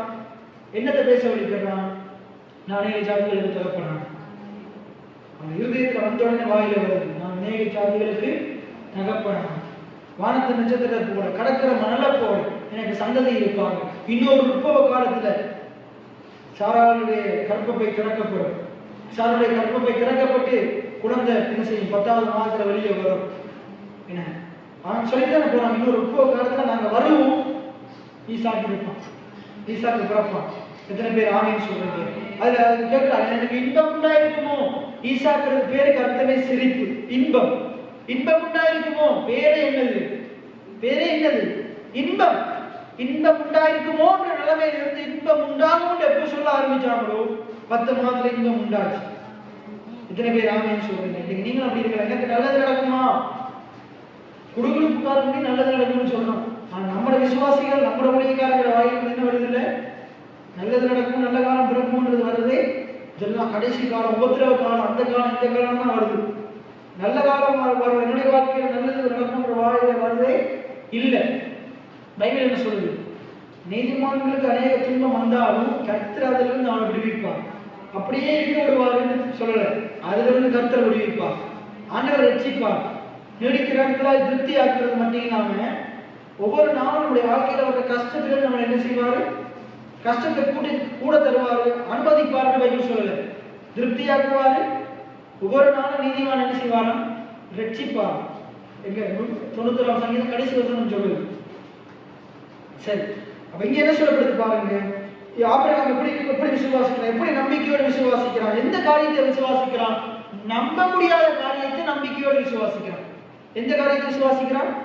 நம்ப முடியாத காரியத்தை நம்பிக்கையோடு விசுவாசிக்கிறான். நம்ம என்னத்தை அறிக்கை செய்கிறவங்களா இருக்கணும்? நம்புகிற காரியத்தை. நம்முடைய நம்பிக்கையை அறிக்கைகள் எப்படி இருக்கணுமா? அசைவு இல்லாம இருக்கணும். எப்படி இருக்கணும்? அசைவு இல்லாம இருக்கணும். உதாரணத்துக்கு ஒரு காரியம் சொல்றேன். ஒரு கிட்டத்தட்ட ஒரு 6-7 மாசத்துக்கு முன்னுக்கு இந்த ஒரு 10 பொடியங்களை அதெல்லாம் இருக்க வச்சு இந்த ஒரு காரியத்தை சொல்லிக் கொடுத்தேன். என்ன சொல்லிக் கொடுத்தேன்? அப்ப என்கிட்ட அந்த அவன் சொல்ற காரியம் எனக்கு அப்ப பிடிச்சிருக்குது. ஆனா இன்றைக்கு அவன் அதை சொல்றான்னா இல்லை. 1 வருஷத்துக்கு முன்னுக்கு, நான் 1 வருஷத்துக்கு முன்னுக்கு இப்படி ஒரு மழை காலத்துல அவங்களுடைய வீடு வெள்ளத்துல நிறைஞ்சிருக்கு. ஏன் வெள்ளத்துல நிறைஞ்சிருக்கு? அப்ப பக்கத்துல இருந்து இன்னொரு செட் பொடிக்கு இவனை நக்கல் அடிக்கிறாங்க. என்ன ஆனா இவன் அப்ப வாயத்திலிருந்து என்ன சொன்னாங்கடா, எல்லாரும் எதிர்காலம் தெரியும். என்ன சொன்னாங்கடா, அதே காணியில நாங்க என்ன செய்வோம்? 2 மாடி வீடு கட்டுவோம். அப்ப நான் சந்தோஷப்பட்டேன். ஆனா இன்றைக்கு அதை சொல்றாங்கன்னு கேட்டா, விசுவாசத்தை என்ன செய்யணும்? சொல்றதை விடவே கூடாது. அசைவு இல்லாம உறுதியா இருக்கும். எப்படி இருக்கணும்? அசைவு இல்லாம உறுதியா இருக்கணும். என்ன உறுதியா இருக்கணுமா இல்லையா? அன்றைக்கு 6 மாசத்துக்கு முன்னாடி, 1 வருஷத்துக்கு முன்னாடி என்ன சொன்னாலும் நடக்கும் வரைக்கும் என்ன சொல்லணும்? அதைத்தான் சொல்லணும். அதுல இருக்கிற 2 பிடிங்க இருக்கிறீங்க. அன்றைக்கு நீங்க சொல்ல ஆரம்பிச்சது இன்றைக்கு நீங்க சொல்றீங்களா? அன்றைக்கு நீங்க சொன்னதை இன்றைக்கு நீங்க சொல்றீங்களா? உங்களோட வாயில அது வருதா? நீங்க தான் ஆரம்பிச்சு பார்ப்போம். மறுமாறம் தான் கர்த்தர் நிறைவேற்றுவார். என்னைய கேட்டீங்கன்னா நான் இந்த வாயில வருவேன், அதை விட அதிகமாகவே வருவேன். இத்தனை பேர் ஆமேன்னு சொல்றீங்க. அப்ப அன்றைக்கு கேட்டது இந்த காலத்தில் கேட்டு இந்த காலத்தில் போயில என்ன கூடாது. அது எங்கே இருக்கும்? எப்பயுமே இருக்கும். என்ன அன்றைக்கு நான் உங்களை சொல்லி தந்த காரியம் இப்ப எங்க இருக்கணும்? இங்கே இருக்கும். நீங்களும் சொல்லணும். இத்தனை பேர் ஆமேன்னு சொல்றீங்க. நீங்களும் சொல்லிக்கொண்டே இருக்கும். என்ன இங்க சொல்லுது என்ன எப்படி சொல்லப்படுது? அழகா சொல்லப்படுது பாருங்க. இந்த வசனத்தை எல்லாம் பாருங்க. இந்த 2 வசனத்தையும் இருக்கு. நீங்க திருப்பி எல்லாம் சேர்ந்து வாசிக்கிறீங்களா? 17, 18, 17, 18 சத்தமா வாசிப்போம். ஏன்னா நான் சொல்றேன், நான் வாசிக்கிறேன், எனக்கு என்னோட சேர்ந்து சொல்லுங்க. அநேக ஜாதிகளுக்கு ஆபிரகாமை தகப்பனாக ஏற்படுத்தினேன் என்று எழுதியிருக்கிறபடி என்ன செய்யப்பட்டதான்? கடவுள் உங்களுக்கு சொன்ன வாக்குத்தத்தத்தை நீங்க எழுதணும். ஆபகுக் 2:4 சொல்லுது. ஆபகுக் 2:4 ஆபகுக் 2:4 ஆபகுக் 2:4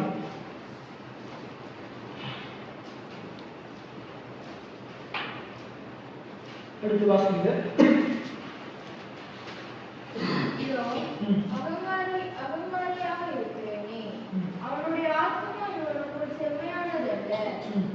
தன் விசுவாசத்தினாலே நீதிமான் பிழைப்பான். அவன் இரண்டாம் வசனம் ஆபகு 2:2. அப்பொழுது கர்த்தர் எனக்கு பிரதியுத்தரமாக, நீ தரிசனத்தை எழுதி. என்ன சொல்றாரு? நீ தரிசனத்தை என்ன செய்யணும்? என்ன செய்யணும்? எழுதணும். என்ன நீங்க யோசிச்சு கேட்டு பாருங்க, டைரியில் எல்லாமே இருக்கும். தரிசனத்தை எனக்கு கடவுள் தரிசனம் யார் கொடுக்குறான்? தரிசனம் யார் கொடுக்குறான்? யோசிப்புக்கு தரிசனத்தை யார் கொடுக்குறான்? பிசாசம். கர்த்தர் கொடுக்குறான். தரிசனம் இல்லாத சீர்கெட்டு போவோம் அப்படின்னு பைபிள் சொல்லுது. தரிசனம் இல்லாத இடத்துல ஜனங்கள் சீர்கெட்டு போவாங்க. குடும்பம் தரிசனம் இல்லாத குடும்பம் சீர்கெட்டு போகும். ஒரு நோக்கம் இருக்கும். உங்களோட குடும்பத்துல என்ன? உங்களோட உழைப்பு, உங்களோட வேலை செய்யறது. நீங்க என்னத்துக்கு வேலை செய்யறீங்க? ஒரு தரிசனம் இருக்கும். இப்ப இந்த கூடத்தை நான் ஏன் செய்யறேன்? சும்மா ஏதோ டைம் போகணும். ஒரு தரிசனத்தோடு செய்யறேன். எத்தனை பேர் ஆமான்னு சொல்லுங்க? தரிசனம் இல்லாம நான் என் பாட்டுக்கு செய்வனா இருந்தா, தரிசனம் இல்லாம செஞ்சிருந்தா கொஞ்சம் பேர் வச்சுக்கொண்டு என்ன செஞ்சிருக்கேன்? நிப்பாட்டிடுறேன். தரிசனத்தோடு செய்யறதால ஒரு ஆள் இருந்தாலும் நான் செஞ்சு கொண்டுதான் இருப்பேன். ஆட்கள் எல்லாத்தையும் நான் செஞ்சு கொண்டுதான் இருப்பேன். மழை பெஞ்சாலும் புயல் அடிச்சாலும் எத்தனை பேர் ஆமின்னு சொல்றாங்க? தரிசனம் என்ன இருக்கும்? ஒரு தரிசனம் இருக்கும். ஆண்டவர் பாருங்க, ஜோனாவுக்கு ஒரு தரிசனத்தை கொடுத்தார். நீனேவுக்கு போகணும். ஆண்டவர் அந்த தரிசனத்தின்படி அவனுடைய தரிசனத்தின்படி போக பார்க்கிறான். ஆனா கடைசியில் ஆறு கொடுத்த தரிசனம் நிறைவேறிச்சு. கர்த்தர் கொடுத்த தரிசனம் தான் நிறைவேறிச்சு. அவன் தரிசனத்துக்கு போகணும், கர்த்தர் விடல. தரிசனம் அங்க நீனேவுக்கு போகணும். கடைசியில் அதான் நடக்குது. நீங்க தரிசனத்தை விட்டு எங்க கூட பார்த்தாலும் கடவுள் திருப்பி கொண்டு வந்து என்ன செய்வாங்க? தரிசனத்துக்குள்ள நிப்பாட்டுவாங்க. இத்தனை பேர் ஆமின்னு சொல்லுவாங்க. அதனால எதை செய்தாலும் ஒரு தரிசனத்தோட, ஒரு நோக்கத்தோட என்ன செய்யுங்க. நான் என்னுடைய தரிசனத்தோட தான் செய்யறேன். நீங்களும் வந்து தரிசனத்தோட பங்கு பெற்றது. சரி, அப்ப இங்க என்ன சொல்றது? உங்களுடைய தரிசனத்தை என்ன செய்ய சொல்றது? எழுது. தரிசனத்தை எழுது. நீ என்ன ஆக போறன்னு எழுது. எழுதுறீங்களா? நான் இங்க பிரசங்கத்தையே எழுதுறது இல்லை. நான் இங்க தரிசனத்தை எழுதுங்க. தரிசனத்தை எழுதுங்க. நாங்க கொப்பியை எழுதுங்க. உங்க மனதிலையும் என்ன செய்யுங்க? எழுதுங்க. தரிசனத்தை எழுதி அதை கடந்தோடு ஒருவன் வாசிக்கும்படி பலகைகளில் தீர்க்கமாக வரை. என்ன கடந்து ஓடுகிறான். அவன்கிட்ட கண்ணுக்கு படம் படிக்கக்கூடிய செய்யும். தீர்க்கமா எழுது. ஒருத்தன் அவ்வளவு பெருசா தரிசனத்தை பெரிய தரிசனமா வைன்னு சொல்றாரு. அந்த தரிசனம் என்ன செய்யறது? ஒருத்தன் உங்களுக்கு முழுக்க ஓடி போனாலும் அவன் படிக்க எழுதுன்னு சொல்றான். இதை பத்தி நம்ம இன்னொரு நாள் பார்ப்போம். அதுல நான் என்ன சொல்ல வந்தேன்டா, என்ன செய்யணும்? எழுதணும். தரிசனத்தை என்ன செய்யணும்? எழுதணும். ஆண்டவர் தரிசனத்தை மிகப்பெரிய தரிசன புத்தகத்தை எழுதி வச்சிருக்கிறார். இதெல்லாம் சும்மா இன்னொரு நாள் வெளிப்படுத்தி பரிசுத்த ஆவியானவர் துணையோட எனக்கு வெளிப்படுத்திட்டு என்ன அதை வச்சு கூட பிரசங்கம் பண்ணலாம். ஒவ்வொரு நாளும் இதை கொண்டு வந்து விரிச்சு வச்சு பிரசங்கம் பண்றோம். இதுல இருந்து பிரசங்கம் பண்றோம். இது அவர் நமக்கு கொடுத்த தரிசனமா இருக்கு. இது ஒரு தரிசன புத்தகம். எத்தனை பேர் ஆமின்னு சொல்லுங்க? நமக்குள்ள தரிசனத்தை கொடுக்கிற புத்தகம். தரிசனம் இல்லாதவனுக்கு தரிசனத்தை கொடுக்கிற புத்தகம். எத்தனை பேர் ஆமின்னு சொல்றீங்க? சரி, அது அடுத்து சொல்ல குறித்த காலத்துக்கு தரிசனம் இன்னும் வைக்கப்பட்டிருக்கிறது. அது முடிவிலே விளங்கும். அது பொய் சொல்லாது. அது தாமதித்தாலும் காத்திருக்கிறது. இதை இன்னொரு நாள் பார்ப்போம். இதுக்கு வருவோம், நம்ம முடிப்போம். இதை சொல்ல பாருங்க, அநேக ஜாதிகளுக்கு உன்னை தகப்பனா ஏற்படுத்தினேன் என்று எழுதியிருக்கிறபடி ஆபிரகாமுக்கு ஆண்டவர் ஒரு வாக்குத்தத்தம் கொடுத்தாராம். அதை எழுதி வச்சிருக்கிறார். எத்தனை பேர் ஆமென் சொல்றீங்க? எழுதியிருக்கிறபடி தேவன் தம்மை அன்பு கூறுகிறவர்களுக்கு உண்டு பண்ணினவைகளை கண்கள் காணவில்லை, காதுகள் கேட்கவில்லை, இருதயத்தில் உங்களுக்கு நீங்க கண்ணால பார்க்க வேண்டியது, விசுவாச கண்ணால பார்க்க வேண்டியது, நீங்க காதால கேட்க வேண்டியது, உங்களுடைய இருதயத்துல தோன்ற வேண்டியது ஆண்டவர் என்ன செஞ்சு வச்சிருக்கிறாரு? இங்கே வச்சிருக்கிறார். அதை தான் இப்ப பேசிக் கொண்டிருக்கிறேன். இது என்ன செய்யணும்? இப்ப நான் பேசிக் கொண்டிருக்கிறது என்ன செய்யணும்? உங்களுடைய விசுவாச கண்ணுக்கு தெரியும். இப்ப ஆபிரகாம் பார்த்தான். என்னதை பார்த்தான்? அநேக ஜாதிகளுக்கு தகப்பனாவன்றத பார்த்தான். கால்நீதிக்கும் தேசம் சொந்தமானவன்றத பார்த்தான். மோரியாமலைக்கு கீழே இருந்த கொண்டு ஆட்டுக்கடாவை பார்த்தான். இப்ப நீங்களும் பார்க்கணும். உங்களுடைய எதிர்காலம் எப்படி இருக்கணும்ன்றத பார்க்கணும். எழுதி இருக்குது. இதை நான் பிரசங்கிக்கிறேன். இதை நீங்க பார்க்கணும். எத்தனை பேர் ஆமீன்னு சொல்லுங்க? இது உங்களுடைய இருதயத்துல தோன்றும். இன்னைக்கே தோன்றும். நான் ஒவ்வொரு முறை பிரசங்கம் பண்ணும்போது தோன்றும். என்னை பார்க்கணும், கேட்கணும், தோன்றும், பார்க்கணும். ரெண்டாவது விஷயம் கேட்கணும். நான் சொல்றது கேட்கறது மாட்டீங்க. நீங்க காட்டுறத நீங்க போய் என்ன செய்யணும்? ஒரு வாயால பேசுறத கேட்கும். அதுக்கு இருதயத்துல ஒரு படமா வரணும். நாங்கள் சொல்லிக்கிறோம், டிஸ்னின்றவர் படமா பார்த்தாருங்க. நீங்களும் என்ன செய்யணும்? பார்ப்போம். உங்களோட மலையை பார்க்கக்கூடாது, மழை பெயர்ந்து போகிறத பார்க்கணும். புயலை பார்க்கக்கூடாது, புயல் அமைதியாக இருக்கிறத பார்க்கணும். கடலில் அமர்கிறத பார்க்கக்கூடாது, கடலில் நடக்கிறத பார்க்கணும். கோழியாத்தை பார்க்கக்கூடாது, கோழியாத்துக்கு பின்னிக்கு இருக்கிற ஆண்டவரை பார்க்கணும். எத்தனை பேர் ஆமீன் சொல்றீங்க? பலவீனத்தை பார்க்கக்கூடாது, உங்களை பலப்படுத்துகிற ஆண்டவரை பார்க்கணும். குறைவை பார்க்கக்கூடாது, உங்களுடைய குறைவை நிறைவாக்குகிற ஆண்டவரை பார்க்கணும். எத்தனை பேர் ஆமீன் சொல்றீங்க? சரி, அறிக்கை செஞ்சுட்டு நான் முடிப்போம். அநேக ஜாதிகளுக்கு சொல்லுங்க, அநேக ஜாதிகளுக்கு உன்னை தகப்பனாக ஏற்படுத்தினேன் என்று எழுதியிருக்கிறபடி அவன் தான் விசுவாசித்தவருமாய் மரித்தோரை உயிர்ப்பித்து இல்லாதவர்களை இருக்கிறதை போல அழைக்கிற தேவனுக்கு முன்பாக நம் எல்லாருக்கும் தகப்பனானான். தகப்பன் அவ்வழியோ பிள்ளையும் அவ்வழியே. நம்முடைய விசுவாச தகப்பனாகிய ஆபிரகாம் எப்படி ஆண்டவர் மரித்தோரிலிருந்து உயிர்ப்பிக்கிறவர், இல்லாதவர்களை இருக்கிறவர்களாய் அழைக்கிறவர் என்ற அறிவோடு ஞானத்தோடு அந்த நம்பிக்கையோடு விசுவாசத்தோடு இருந்து ஆண்டவர் நமக்கு கொடுத்த வாக்குத்தத்தங்களை சுதந்திரித்துக் கொண்டான். நாங்களும் வாக்குத்தத்தங்களை சுதந்திரிக்கிறவர்களை பின்பற்றணும் என்று எபிரேயர் 6:11 சொல்லுது. ஆகையினால் ஆபிரகாமுக்கு கூட நாங்களும் என் ஆண்டவர் என்னுடைய வாழ்க்கையில மறைத்த நிலைமையில் இருக்கிற எந்த காரியத்தையும் ஆண்டவர் உயிர்ப்பிப்பார். எத்தனை பேர் ஆமீன் சொல்றீங்க? மறித்து போன நிலைமையில அந்த விளையில ஆசீர்வாதத்தை பார்க்க முடியாத நிலையில இருக்கிற அந்த காரியத்தை ஆண்டவருடைய வாழ்க்கையில உயிர்ப்பிப்பார். ஆண்டு என்னுடைய வாழ்க்கையில என்ன சொல்ல, ஆண்டு என்னுடைய வாழ்க்கையில உயிர்ப்பிப்பார். என்னுடைய வாழ்க்கையில மறித்திருக்கிற காரியங்களை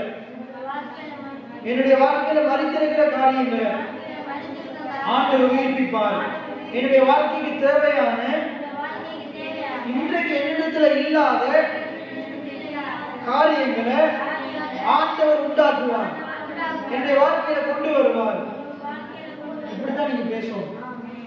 நான் பைக்ல போகும்போது தான் பேசுறது, என்ன இல்லைன்னு பேசுறது இல்லை. ஆண்டவர் கொண்டு வருவார். இன்றைக்கு இந்த இடத்துல இல்லாத ஜனங்களை ஆண்டவர் கொண்டு வருவார். இந்த வெறுமையான இடத்தை ஆண்டவர் நிரப்புவார். எனக்கு தேவையான பொருட்களை ஆண்டவர் தருவார். இந்த வீடை கர்த்தர் கட்டுவார். பின்னிக்கு இருக்கிற அந்த ரூமை கர்த்தர் கட்டுவார். இத்தனை பேர் ஆமீன் சொல்லுங்க, இத்தனை பேர் ஆமீன் சொல்லுங்க. இதை பேசிக்கொண்டே இருக்கும். இதை அறிக்கை செய்யணும். எப்ப வருவனைக்கு அறிக்கை செய்யணும். எப்ப அறிக்கை செய்யணும்? 6 மாசத்துக்கு முன்னாடி அறிக்கை செய்யணும். இன்னைக்கு விட்டுட்டோம் இல்லை, வரும் வரைக்கும் அறிக்கை செய்யணும். எத்தனை பேர் ஆமீன் சொல்லுங்க. அப்ப அங்க என்ன சொல்லப்படுது பாருங்க, மரித்தோரை உயிர்ப்பித்து இல்லாதவர்களை இருக்கிறவர்களை போல் அழைக்கிறார். நம்முடைய ஆபிரகாம், நம்முடைய தகப்பனாகிய ஆபிரகாம் மரித்தோரை உயிர்ப்பிக்கிறவர் என்று தேவனை குறித்து பேசலாம். இல்லாதவர்களை இருக்கிறவர்களை போல் அழைக்கிறவர் என்று தேவனை குறித்து பேசலாம். அதே போல அந்த தேவன் என்னுடைய வாழ்க்கையில் எப்படி அழைத்தாரோ நான் அவர் சொல்லித்தது பிரகாரம் அழைக்க போகிறேன். எத்தனை பேர் ஆமீன் சொல்றீங்க? ஆபிரகாம் இல்லாத பிள்ளை அழைச்சான். அதே போல நீங்களும் அழைங்க. உங்களுடைய வாழ்க்கையில் என்னென்னலாம் இல்லையோ இல்லைன்னு சொல்லாதீங்க. நான் அழைக்கிறேன். இயேசுவின் நாமத்தினால் இது என்னுடைய வாழ்க்கையில வருவதாகும். உங்களுடைய சரீரத்தில் இன்னைக்கு சுகம் ஆரோக்கியம் இல்லாம இருக்கலாம், வியாதி வேதனைகள் பலவீனங்கள் அங்கங்க வலிகள் இருக்கலாம். இயேசுவின் தருமங்களால் நான் குணமானேன். எத்தனை பேர் ஆமீன் சொல்றீங்க? சுகம் வேலை எனக்குள்ள பாய்ந்து செல்லுது. நம்ம என்ன சொல்லுவாங்க, அங்க வியாதி இங்க வியாதி, அங்க வலி இங்க வலி, எல்லாரும் வேதனை சொல்லுவாங்க. உங்களோட நீங்க டாக்டர்ல போய் பார்த்து டாக்டர் தான் சொல்லுவாங்க, உங்களுக்கு இந்த பிரச்சனை இருக்கு அந்த பிரச்சனை இருக்கு. நீங்க என்ன சொல்லணும்? என்ன சொல்லணும்? ஆமே நல்ல எனக்கு அந்த பிரச்சனை எல்லாம் இருக்கு அதான் சொல்லணும். என்ன சொல்லணும்? சுகம் பலன் எனக்குள்ள இருக்கு, ஆண்டவருடைய ஜீவன் எனக்குள்ள இருக்கு. எத்தனை பேர் ஆமீன் சொல்றீங்க? அவருடைய தழும்புகளால் நான் குணமானேன். எங்கேயாவது இருக்கலாம், அதை பார்த்து சொல்லணும், நான் குணமானேன், நான் குணமானேன். எத்தனை பேர் ஆமீன் சொல்றாங்க? அதே போல ஒரு வாழ்க்கையில குறை இருக்கலாம். ஒரு நல்ல உடுப்பு வாங்குறதுக்கு பணம் இல்லாமல் இருக்கலாம், பணத்தையும் கேளுங்க. பைபிள் என்ன சொல்லுது? கேளுங்க.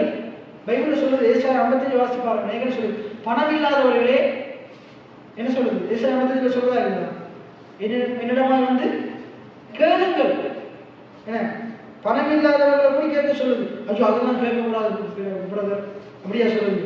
அதையும் ஆட்கள் கேட்க சொல்லுது. பாருங்க, ஏசாயா 55:1 நீங்க வாசிச்சீங்கன்னா, ஓ தாகமா இருக்கிறவர்களே நீங்க எல்லாரும் தண்ணீர் அண்டைக்கு வாருங்கள், பணம் இல்லாதவர்களே நீங்கள் வந்து பணம் இல்லாத பிரச்சனை இல்லை, பணம் இருந்தால் தான் பிரச்சனை அப்படியே சொன்னாரு. கிறிஸ்தவனுக்கு பணமே இருக்கக்கூடாது அப்படியே சொன்னாரு.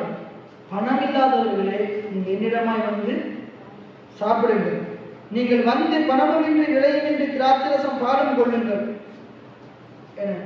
பாருங்க ஆண்டவர் எப்படி சொல்றாரு, பணம் இல்லாதவர்கள் தாகமா இருக்கிறவங்க உங்களுக்கு என்ன குறை இருந்தாலும் பரவாயில்லை, நீங்க என்னட்ட வாங்க, நான் உங்களுக்கு திருப்தி ஆகும், நான் உங்களுக்கு எல்லாத்தையும் தருவேன்.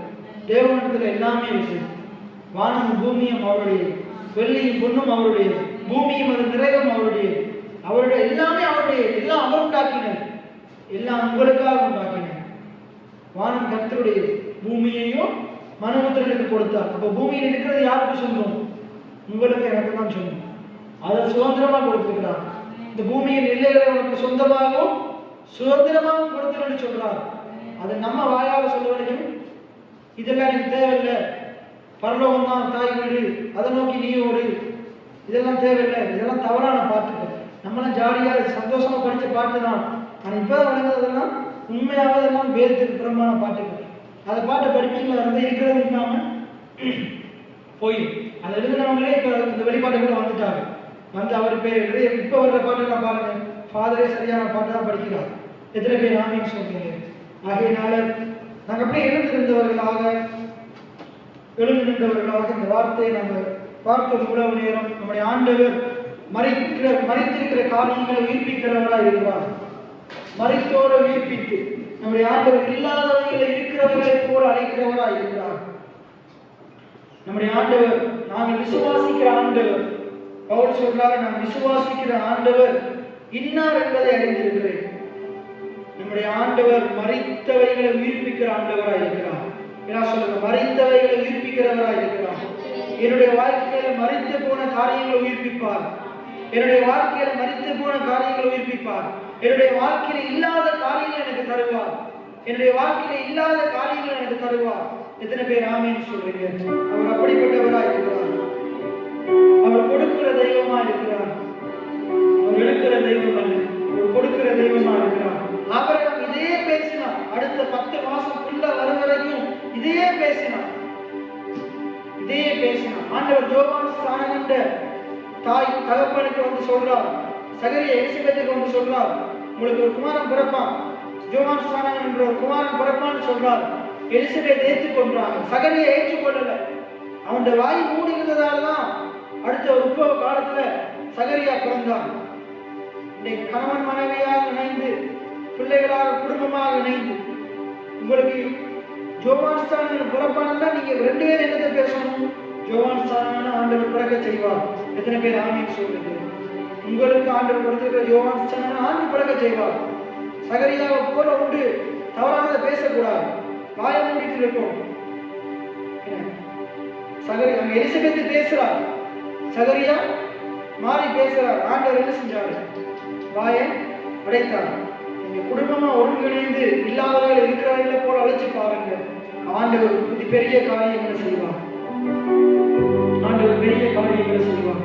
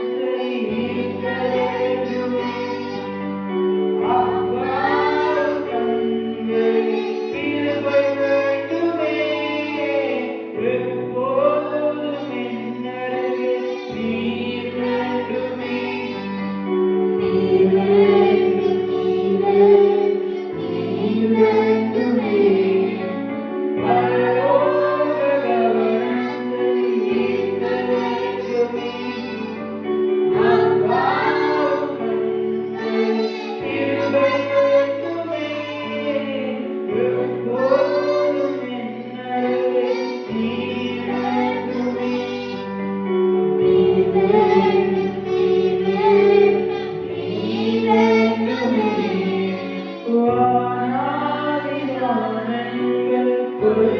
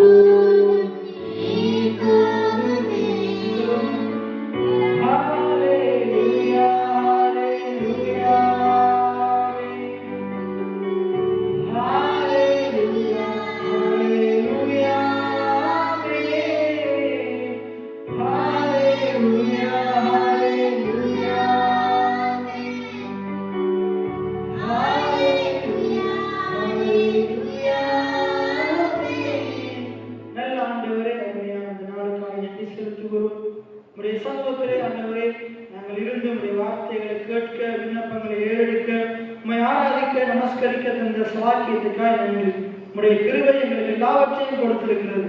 அந்த கிருபையை அப்பா நாங்கள் உண்மை விசுவாசித்து நீர் எங்களுக்கு கொடுத்தவைகளை நாங்கள் பெற்றுக்கொள்ள, சுதந்திரித்துக் கொள்ள எங்களுக்கு விசுவாசத்தையும் பொறுமையையும் ஆண்டவரே நீங்க எங்களுக்கு ஆண்டவரை இன்னும் பெருகச் செய்ய வேண்டும்படியாய் சொல்லியிருக்கிறேன்.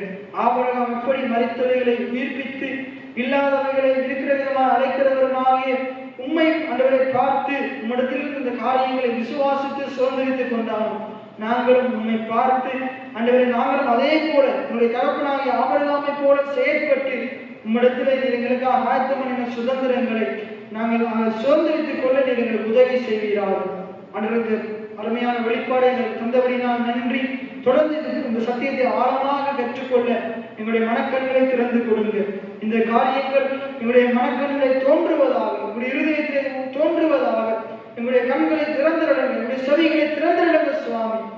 அப்ப நாங்களும் நம்ப முடியாத காரியங்களை என் கர்த்தர் எங்களுக்கு உண்டாக்குவார், எங்களை சுதந்திரிக்க உதவி செய்வார் என்று நம்பி விசுவாசித்து அதை சொந்தமாக சுதந்திரமாக அதை நான் உம்மிடத்திலிருந்து பெற்றுக்கொள்ள ஒவ்வொருவருக்கும் உதவி செய்கிறார்கள்.